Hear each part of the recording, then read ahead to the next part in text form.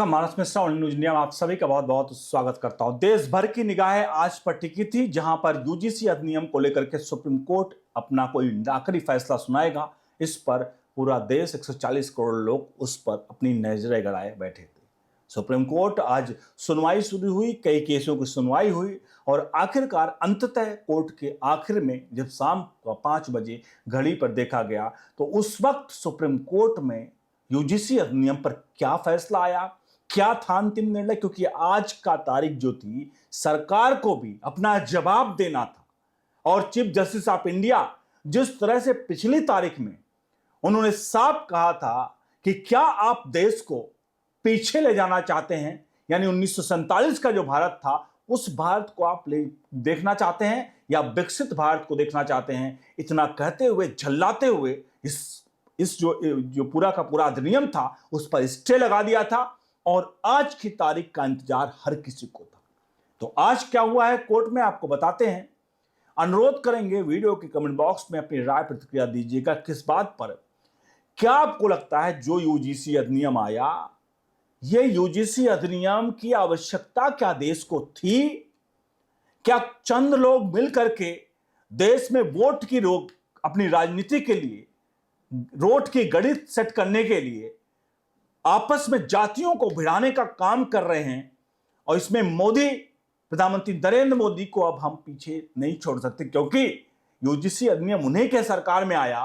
और अगर हम कितना भी दोष दें कि इसके जो कर्ता धर्ता थे, क्योंकि सुप्रीम कोर्ट के आदेश पर आया था ये अधिनियम और इसके दिग्विजय सिंह मेन कमेटी के हेड कर रहे थे, तो दिग्विजय सिंह को हम कर्ता धर्ता मान लें। हाँ, ये जरूर कह सकते हैं कि हाँ, दिग्विजय सिंह का इसमें प्रमुख रोल रहा, लेकिन दिग्विजय सिंह का अंतिम फैसला था यह कह पाना बड़ा मुश्किल होगा, क्योंकि इसमें अभी तक मोदी सरकार की तरफ से कोई कार्रवाई देखने को नहीं मिली कि भाई ये गलती से हुआ, कुछ भी हुआ। आखिरकार धर्मेंद्र प्रधान शिक्षा मंत्री, केंद्रीय शिक्षा मंत्री क्या कर रहे थे? उनको पता नहीं था कि यूजीसी अधिनियम ऐसी गाइडलाइन आ रही है जो शायद देश के बंटवारे के समय से अब तक कोई वो न लाई हो। रिजर्वेशन पॉलिसी तो सिर्फ रिजर्वेशन पॉलिसी थी, जहां एक आरक्षण किसी को दिया जाना था। यहां तो किसी के ऊपर आरोप लगा के उसका जीवन बर्बाद करने वाला कानून आ रहा था, उसके बाद सरकारें चुप रहेगी। तो इस पर अपना जवाब जरूर दीजिएगा कि आखिरकार इसका मेन कल्पिट है कौन। अब बढ़ते हैं खबर की तरफ, क्योंकि हम एनसीईआरटी की बात करें, क्योंकि एनसीईआरटी का ही इस बीच फैसला आया है जिसके बारे में हम डिस्कस करेंगे यहां पर। तो आज जैसा मैंने बताया कि हम सभी का इंतजार था कि सुप्रीम कोर्ट में फैसला आएगा और वो फैसला होगा जो यूजीसी अधिनियम को लेकर।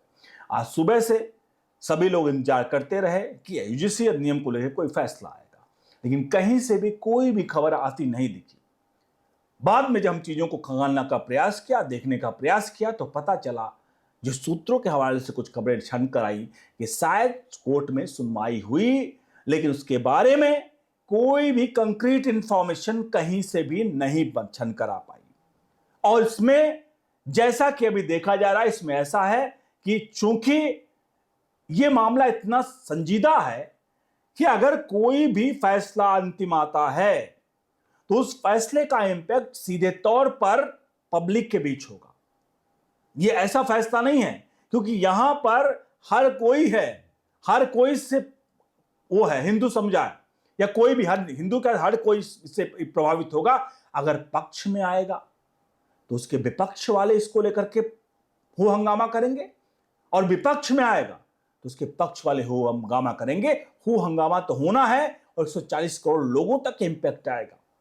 इसलिए सुप्रीम कोर्ट से आज कोई अंतिम निर्णय नहीं निकला, और अंतिम निर्णय आता भी क्यों, मुझे लगता है, जैसा मुझे बता दें आपको, कि ऐसे मामलों में हमेशा फैसले खिंचते हैं और इसमें चीफ जस्टिस ऑफ इंडिया की कोई गलती नहीं है कि अगर उन्हें पता है कि अगर फैसले तुरंत ही लिखे जाएं, उस पर कोई अंतिम फैसला ले लिया जाए, तो तुरंत ही उसको लेकर रिएक्शन आना शुरू हो जाएगा। एक कहावत है ना, वक्त हर घाव को भर देता है। अभी ये यूजीसी एक्ट को स्टे लगाया गया है, चूंकि स्टे लगा हुआ है तो मामला शांत है। अब अगर ये टाइम हर घाव को भरता है। अगर धीरे धीरे धीरे समय बीतता रहेगा तो मुझे लगता है जो फैसला अभी आना था वो फैसले को अभी टाइम लगेगा। और चूंकि केंद्र सरकार को आज जवाब देना था, तो क्या केंद्र सरकार ने जवाब दिया, इस पर भी कोई कंक्रीट जवाब नहीं आया। लेकिन सबके बीच में एक खबर आई जो एनसीईआरटी को लेकर के थी। एनसीईआरटी जहां पर जजों के भ्रष्टाचार को लेकर के एक किताब लिखी गई। अब वो एनसीईआरटी की किताब में अगर हम बात करें तो सबसे प्रमुख जो था उसमें 8वीं की कक्षा में अगर बात करें तो बच्चों की अमूमन उम्र 12 से 13 साल तक होती है, 14 साल, मैक्सिमम 14 साल, 12-13 साल के बच्चे होते हैं।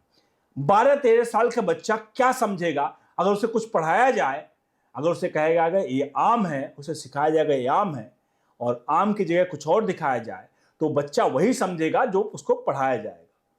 अब ऐसे में एनसीईआरटी की बुक में 8वीं की कक्षा में हमारे धर्मेंद्र प्रधान साहब एनसीईआरटी के जरिए न्यायपालिका में भ्रष्टाचार पढ़ाएंगे, तो क्या ये supreme court chief justice of India इसको सहन करना चाहिए था? कमेंट बॉक्स में लिखिएगा। क्योंकि 8वीं की कक्षा, देखिए गलतियां चीजें ने हम निकलते हैं सड़क पर तो हम 1 किलोमीटर के दायरे या 100 मीटर भी जाएंगे, तो हमारे ऊपर निर्भर करता है कि हम क्या देखना चाहते हैं। हम अच्छी चीजें देखें, हम खराब चीजें देखें, हमारे ऊपर डिपेंड करता है कि हम खराब चीजें अच्छी चीजें देखते हैं। वही है 8वीं की कक्षा के बच्चे को आप जो पढ़ाओगे वही वो पढ़ाएंगे, वो करेंगे। अब अच्छा पढ़ाओगे तो अच्छा करेंगे, बुरा पढ़ाओगे बुरा पढ़ेंगे। दूसरी बात यह है कि जिस उम्र में वो हैं उन्हें कम से कम ऐसी चीजें तो ना पढ़ाओ जो उनके दिमाग पर न्यायपालिका के लिए एक गलत छाप छोड़कर जाए।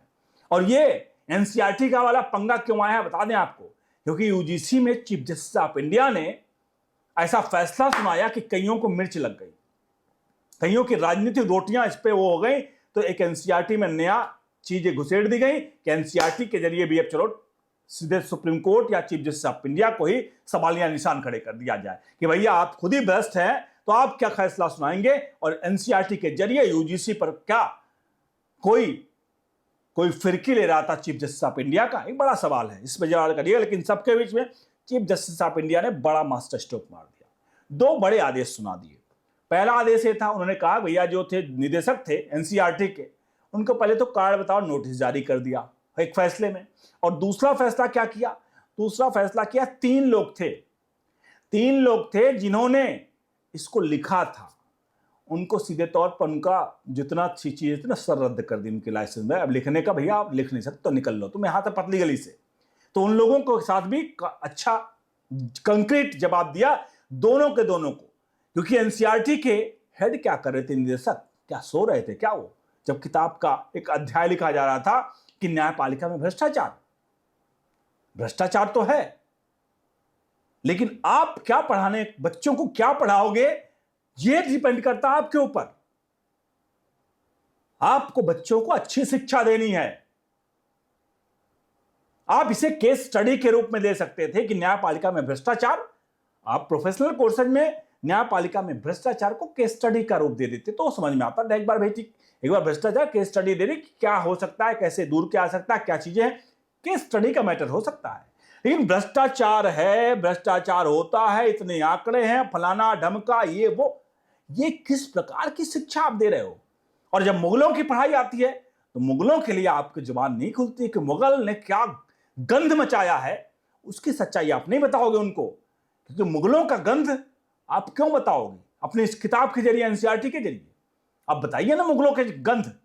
आप तो बाबर, हुमायूं, अकबर रोड लेकर घूम रहे हैं, वो आपके लिए एक्सेप्टेबल है, वो आप किताब में पढ़ाओगे कि हुमायूं, अकबर, बाबर क्या था। लेकिन आप सुप्रीम कोर्ट को, न्यायपालिका को, हमारे देश की संस्थाओं को यह पढ़ाओगे कि भ्रष्टाचारी हैं, वो भी छोटे बच्चों को, जो केस स्टडी का मैटर हो सकता है, उनको निश्चित एक अध्ययन में जोड़ दिया गया। इस सवाल का जवाब आप जरूर दीजिएगा कि आज ये सुप्रीम कोर्ट में के जरिए एक बड़ा खेल और बड़ा षड्यंत्र करने की प्रयास किया गया है। आप सभी इस पूरे प्रकरण पर प्राप्त कर दीजिएगा। यूजीसी अधिनियम पर अभी कोई अंतिम फैसला नहीं आया है और जैसे आएगा आप तक हम जरूर पहुंचाएंगे।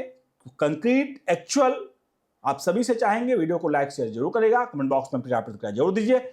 यूजीसी अधिनियम पर आपका क्या कहना है, अच्छा या बुरा, आना चाहिए या इसको रोल बैक लेना चाहिए? और दूसरा, एनसीईआरटी पर चीफ जस्टिस ऑफ इंडिया ने जो एनसीईआरटी वालों को ठोका है उस पर आपकी क्या राय है, अच्छा या बुरा, वो जरूर लिखिए। बहुत बहुत धन्यवाद।